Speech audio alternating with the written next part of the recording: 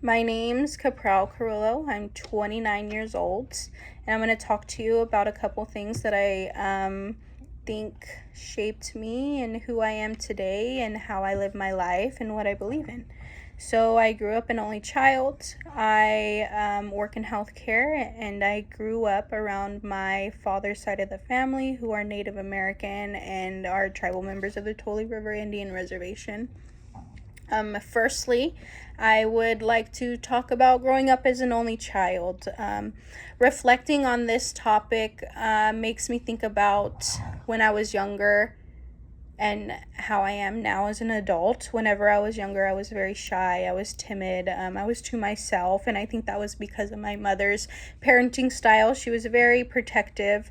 Anything I needed, I was always attached to her hip, so she just did it for me. But as I got older, I think I really resonated with my father's parenting style. He was very laid back. He was chill. He let me make my own decisions. He let me learn from my own mistakes. He learned how to be a father first and a friend second, and I think that's what gave me some of my personality traits that I have today. I'm very confident, I'm very independent, I can problem solve alone.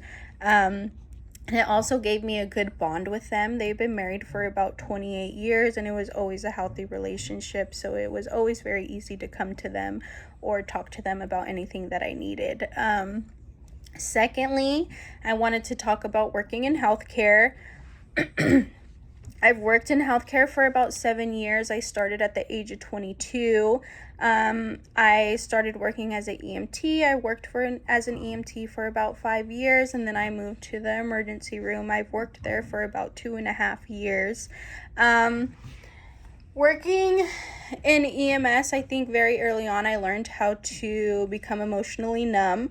So it was very easy for me to figure out how to turn off my emotions, but I really never figured out how to turn them back on. So sometimes people's first impressions of me are that I'm very cold, or I'm not interested in certain topics or what they're talking about, and I could come off as rude or that I have a resting bitch face, but it's just the trauma that I endured through work. I turned my emotions off and I never turned them back on.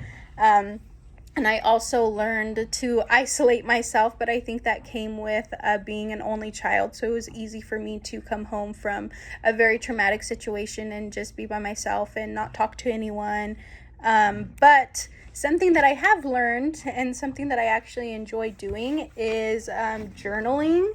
I always try to pick up a cute journal, like one that's my favorite color, or one that looks like aesthetically pleasing to my eye, because it's easier for me and it's funner for me to want to pick this up, and I would want to write in this. And it pushes me to think about things that I normally wouldn't think about, because most of the journals that I pick up they have like little writing prompts in them, so it makes me think outside the box and it helps me get my emotions out. But I also pick up journals that are completely blank pages whenever I want to express myself freely or just like jot some thoughts down. And then it's always cool to like go back onto your journals and read about what you were thinking about that day or what you were feeling about. But working in healthcare, I think it also pushed me to be very calm. I could be extremely calm under pressure. I don't lash out very often. I can keep my cool in certain situations. I honestly thrive in chaos. It's something that I really enjoy. I'm an adrenaline junkie, I guess you can say, and I also have a strong work ethic. I love going to work, and I love helping people, and it's not something I hate. It's something that I love to do. So growing up as an only child and working in healthcare really shaped who I am and what I believe today. I'm confident, I'm self-reliant, and I'm a very compassionate person. Whether it looks like it or not, I am.